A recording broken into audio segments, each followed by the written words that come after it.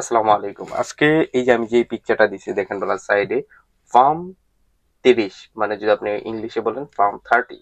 So এই মেডিসিনটা কিন্তু খুবই মানে একদম যারা ফার্মিং জীবনে আছেন, এগুলোর সাথে জড়িত আছেন, স্পেশালি যারা হাঁস মুরগি লালন পালন করেন, তাদের জন্য এটা একদম স্পেশাল এবং পারফেক্ট একটা মেডিসিন।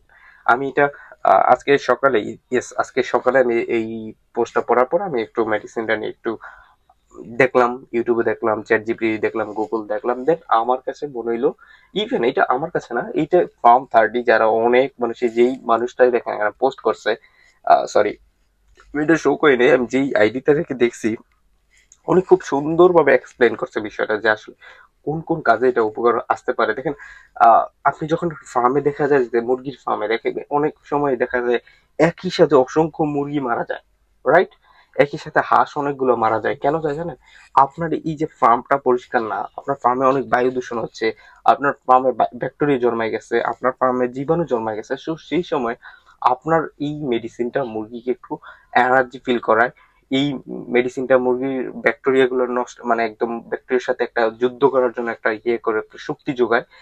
ইভেন থাকে না অনেক সময় দেখবেন মাথা ঘুরায় মুরগির ব্যারাম টাইপের, যেটা আমরা গ্রাম্য ভাষায় বলি, ওই রকম হয়ে যায় যে জিমে।